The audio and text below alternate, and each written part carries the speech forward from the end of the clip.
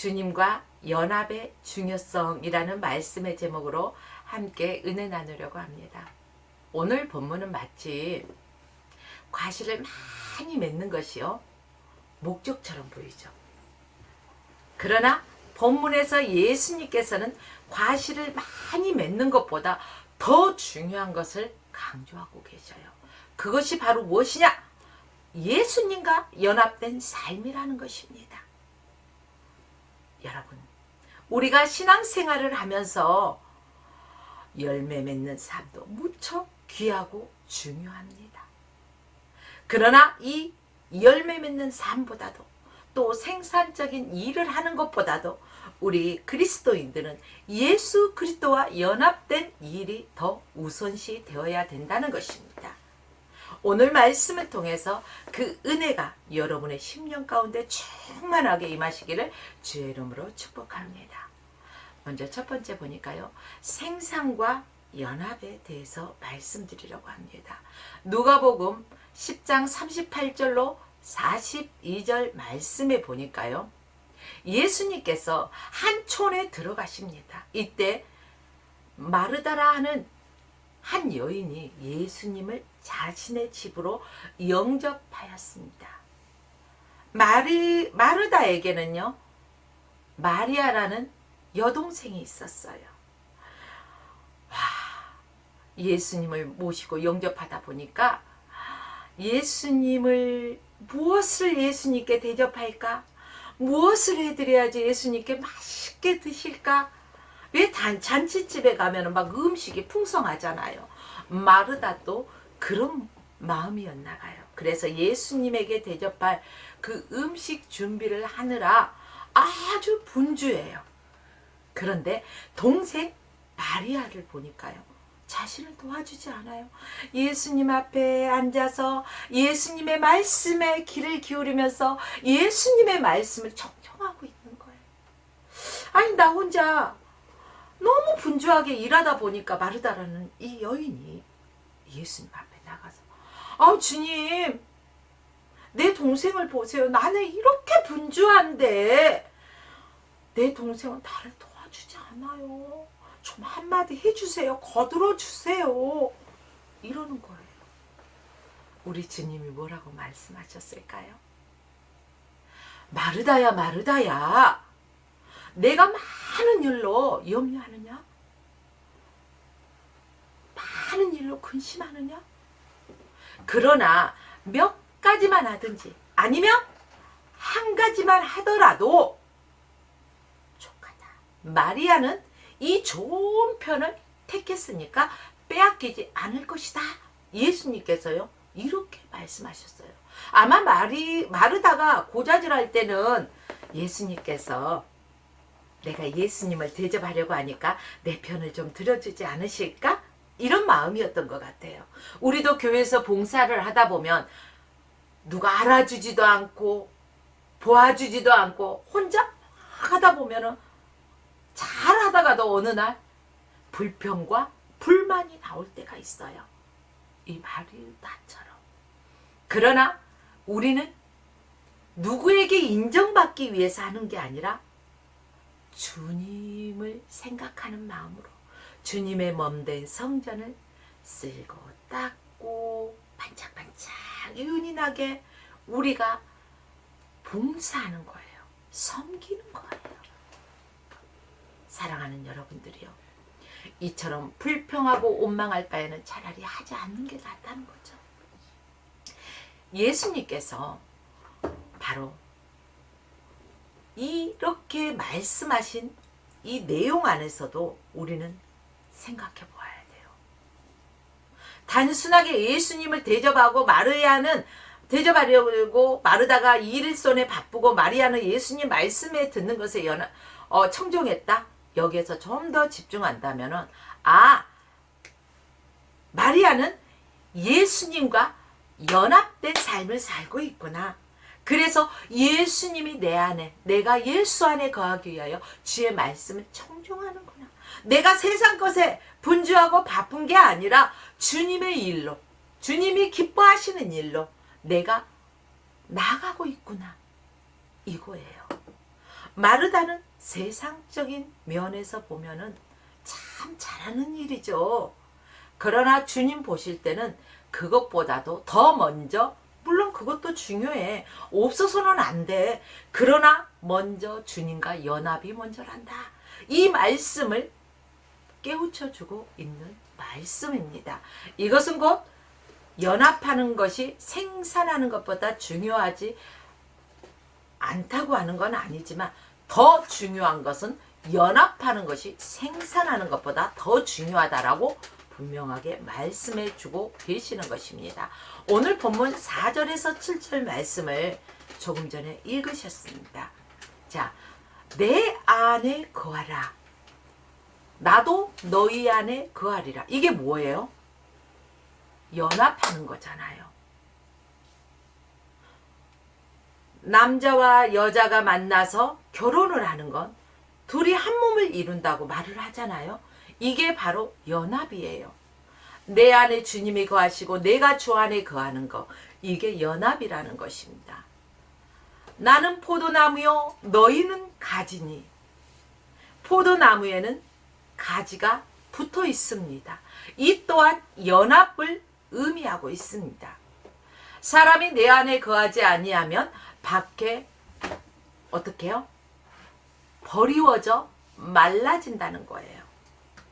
예수님과 연합되지 않는 삶은 사단의 공격을 받을 수밖에 없습니다. 예수님과 연합되지 않는 삶을 산다는 것은 세상과 버타고 세상 속에 그 문화 속에 휩싸여 살아간다고 말할 수밖에 없는 것입니다. 여러분, 너희가 내 안에 거하고 내 말이 너희 안에 거하면, 우리가 예수님과 연합된 삶을 살아가면 너희가 원하는 것을 구하면, 무엇이든지 구하면 주님께서는 이루시겠다고 분명하게 오늘 본문 4절에서 7절 말씀에 예수님께서 이렇게 연합을 강조하고 있는 것을 우리는 알 수가 있습니다. 그러니까 한마디로 어떤 일의 결과나 열매, 어떤 생산하는 것보다도 더 우선시되고 더 중요한 것은 우리가 예수 안에 거하는 것이라는 거죠. 즉 하나님과 연합된 삶을 살아가면서 하나님과 연합하여 일하는 것입니다. 우리가 하나님의 일을 해야지 내 일을 해서는 안 되는 거예요. 영적으로 바라봤을 때. 사랑하는 여러분들이요, 주의 일에 힘쓰기 위해서는요, 먼저는 주님과 연합된 삶을 살아야 되는 것입니다. 주님과 연합된 삶을 살았을 때 그 안에서 성령의 열매가 주렁주렁 열려난다는 것입니다. 두 번째는 예수님과의 연합에 있어서 중요한 특징이 있습니다. 자, 기독교에서 말하는 예수 그리스도와 연합, 이렇게 말하면 나라는 것이 완전히 없어지나? 이렇게 생각하시는 분도 아마 있을까요? 있을 수 있겠죠. 그러나 그 말이 아닙니다. 예수 그리스도와 연합은 나라고 하는 것이 완전히 없어지는 것이 아니라는 것입니다. 본문 4절 말씀처럼 내 안에 거하라. 나도 너희 안에 거하리라. 우리 안에 예수님이 들어오신다는 거예요. 우리 안에 예수님을 영접해 드리는 거예요. 모셔 드리는 거예요. 그래서 예수님과 더불어서 먹고 마시고 예수님과 함께 연합된 삶을 살아간다는 것입니다. 예수님은 우리를 통해서 우리에게 뭘 주셨어요? 달란트들을 주셨어요. 이 달란트를 움직이시고 사용할 수 있게 하시는 분이십니다. 그러니까 획일화가 아닌 다양성 속에서 연합을 의미하고 있습니다. 그래서 이방인들을 위해서 선교사, 즉 사도 바울을 세우시고 그의 달란트를 예수님께서 세우셔서 사용하셔서 사도 바울을 통해서 하나님의 뜻을 이루어 나가셨던 것입니다. 또 모세를 볼까요? 모세는요, 나이 80세에 하나님의 부르심을 받습니다. 모세는 이집트에서 노예 생활하던 소수민족인 히브리인의 인구가 급증할 때, 그때 태어났죠. 그래서 40년 동안 이집트, 바로 파라오, 애굽에서 지도자 교육을 받고 살았습니다. 나머지 40년 동안은 어때요? 처음에는 자기가 왕자의 신분인 줄 알았지만 나중에 알고 보니까 자기가 누구예요? 히브리인이라는 걸 알게 되잖아요. 그런데 어느 날 보니까 애굽인가 이집트 사람가요? 히브리 사람이 막 싸우는 걸 봐. 아우, 내 민족이 막 당하는 걸 보니까 이게 막 올라와서 참을 수가 없어. 빡! 했더니 한 거예요. 그래서 이게 들통이 나니까요. 도망갔어. 어디로? 미디안 광야로 도망갔다는 것입니다. 미디안 광야. 그래서 40년 동안은 애굽의 그 궁궐, 화려한 궁궐에서 바로의 공주의 아들로서 정말로 최상의 교육을 받고 40년 동안은 미디안 광야에서 장인 이드로의 양을 치면서 그곳에서 광야 생활을 경험하게 됩니다. 그리고 이제 어느 날 떨기나무 불꽃 가운데서 하나님께서 모세를 부르십니다. 모세 80세가 되던데. 모세 40세 때 그 잘난 조건이 있을 때 왜 부르지 않았을까요? 의욕이 넘쳤죠. 그러나 인격적으로는 어땠을까요? 다듬어졌을까요? 아니죠. 광야 생활을 하면서 다듬어졌다는 것입니다. 그래서 그 히브리 민족이 고통받고 부르짖는 소리를 하나님께서 기억하시고 들으시고 이제 모세를 광야에서 부르십니다. 그래서 이 모세가 200만도 넘는 자기 민족을 출애굽합니다. 그래서 40년간 광야 생활을 인도하게 된 것입니다. 광야 생활을 해봤기 때문에 광야 생활을 인도하는데 소홀하겠죠. 죄인이 아니잖아요. 자, 하나님은 우리의 모습 그대로를 연합해서 사용하고자 하십니다. 내가 그리스도와 연합할 때 내가 없어지는 것이 아니라 나라고 하는 사람을 통해서 하나님의 거룩한 뜻을 이루시는 그런 하나님이십니다.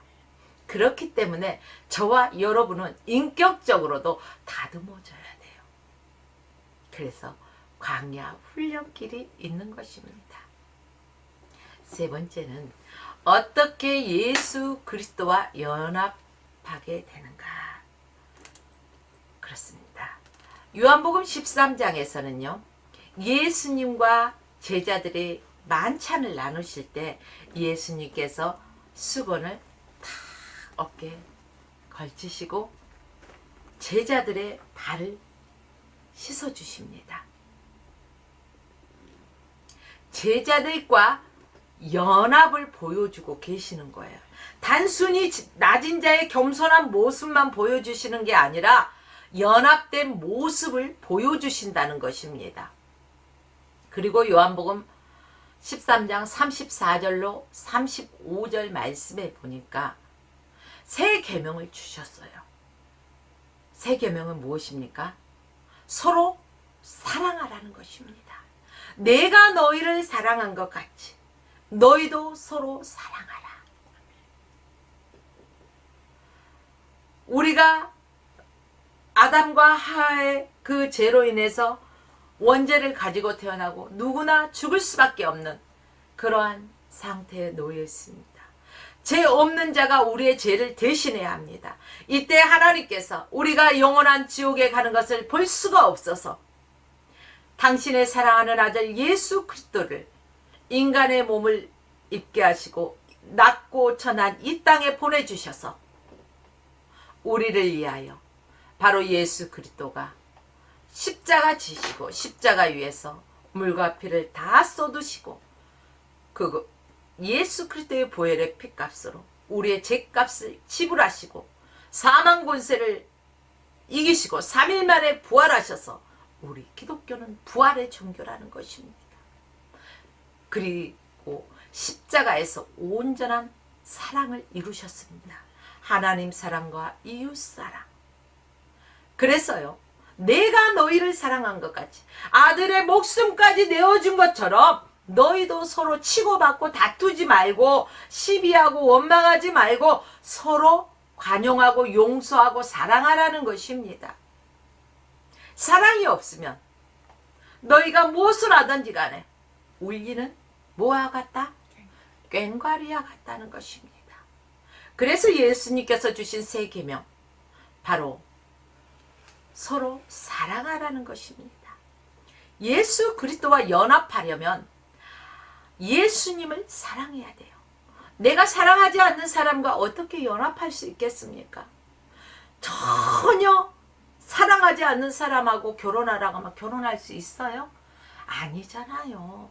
사랑하니까, 뜨겁게 피차간에 사랑하니까 붙어 있고 싶어서, 떨어져 있기 싫어서, 잠시라도 떨어져 있는 게 싫어서 결혼하잖아요. 이처럼 주님을 사랑하는 마음이 우리 안에 풀릴듯 일어나야 된다는 것입니다. 예수 그리스도를 사랑하는 마음이 있어야만이 우리가 예수님과 연합된 삶을 살아갈 수가 있는 것입니다. 동료들도 마찬가지입니다.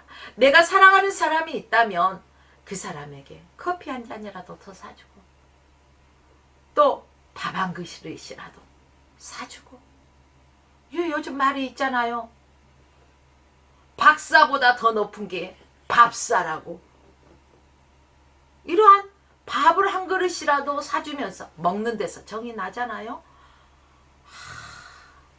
때로는 위로도 해주고 권면도 해주고, 이 속에서 사랑을 표현을 하는 거예요. 누구의 사랑? 아가페적인 사랑, 주님의 사랑. 그렇습니다.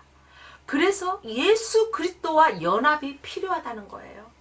오늘 본문에서 예수님은 내가 아버지의 계명을 지켜 그의 사랑 안에 거한 것 같이 너희도 내 계명을 지키면 내 사랑 안에 거하리라, 이렇게 말씀하고 계십니다. 예수님은요, 겟세마네 동산에서 땀방울이 핏방울이 되기까지 기도하실 때, 예수님은 하나님이시면서도요, 인간의 몸을 입으시기 때문에 우리와 똑같은 아픔과 고통을 느끼셔요. 그분이 이 잔을 내게서 옮겨지기를 원하지만, 그러나 내 뜻대로 마옵시고 아버지의 뜻대로 하옵소서. 우리는 내 뜻대로 하려고 하는 것이 있습니다. 그러나 여러분, 내 뜻이 아닌 주님과의 연합된 삶을 사는 우리는 아버지의 뜻이 내 안에서 이루어져 나가야 한다는 것입니다. 그래서 우리는 예수님의 계명을 지키기, 하나님의 말씀을 늘 읽어야 돼요. 또한 들어야 돼요. 읽고 들어야 알잖아요. 알았으면 뭐 해야 돼요? 지켜 행해야 한다는 것입니다. 그때 우리 예수 그리스도와 온전한 연합이 이루어집니다. 하나님께서 기뻐하시는 풍성한 열매를 맺게 된다는 것입니다. 이제 말씀을 정리하겠습니다. 사랑하는 성도 여러분, 일의 결과물이나 열매보다도 중요한 게 뭐라고요? 예수 그리스도와 연합이라고 말씀드렸습니다. 예수 그리스도와 연합할 때 바로 베드로처럼 그의 특징이 살아나서 하나님의 크신 역사가 이루어집니다. 하나님께서 우리 각자에게 달란트들을 주셨어요. 이 달란트는 땅에 묻어두라고 주신 것이 아닙니다. 바로 가서 힘써서 남겨야 되는 거예요. 이것은 하나님이 주신 달란트는 내 것인 양, 내 마음대로 사용하는 것이 아니라 하나님이 주셨기 때문에 이것들을 통해서 하나님의 영광을 나타내는 하나님의 선한 사역을 위해서 마음껏 사용해야 한다는 것입니다. 그 안에서 하나님께서 역사하시고 또한 영광을 받으실 것입니다. 온전히 주님과 연합된 삶을 살아갈 때, 그 하나님이 주신 달란트를 연합된 가운데서 사용할 때 하나님의 크신 역사가 그 위에 더해지는 것입니다. 사랑하는 여러분들이요. 예수 그리스도와 연합하려면은 어떻게 하라고 했죠? 예수님을 사랑하라고 했습니다. 또한 내 이웃을 내 몸과 같이 사랑하라고 했습니다. 형제가 아파할 때 함께 아파하며 같은 마음으로 같은 심정으로 함께 기도해 줄 수 있는 여러분이 되어야 한다는 것입니다. 또한 성령님과 연합된 삶을 살아야 된다는 것입니다. 성령님, 내가 이 일을 행하리이까 말리이까, 내가 나아가리이까 멈춰서리이까, 이 일은 이런데 나는 할 수 없습니다. 도와주세요. 지혜를 주세요. 하나님이 이 문제를 주셨을 때는 분명한 뜻이 있었을 텐데 어떻게 하면 되나요? 묻고 행해야 한다는 거예요. 내 뜻대로, 내 마음대로, 내 경험대로, 내 의지대로 이런 것은 연합이 아니에요. 주님과 온전한 연합이 이루어질 때 우리의 삶 속에서 풍성한 열매가 맺는 것입니다. 과일나무에는 열매가 주렁주렁 많이 열리면 누가 좋아해요? 가수원 주인이 좋아하잖아요. 그런데 반대로 열매가 맺히지 않았으면 가수원 주인이 근심을 하게 되는 거예요. 이처럼 하나님의 자녀들이 예수 그리스도를 사랑하고 그 사랑 안에서 이웃을 사랑하면서 성령님과 연합된 삶을 살아가면서 하나님을 기쁘시게 하면서요, 온전한 연합 속에서 성령의 열매를 주렁주렁 맺으면서 하나님 나라를 막 확장시켜 나가는데 귀하게 쓰이는 도구로 사용되어질 때는요, 하나님이 기뻐하신다는 것입니다. 이러한 하나님을 사랑하고 예수님을 사랑하고 이웃을 사랑하고 성령님과 연합된 삶으로 하나님의 말씀을 듣고 또한 읽고 지켜 행하여서 온전한 연합을 이루고 풍성한 열매 맺는 은혜가 여러분의 삶 가운데, 여러분의 가정 안에, 여러분의 자녀들 안에 풍성하게 열매 맺기를 주의 이름으로 축원하며 오늘 말씀을 마칩니다.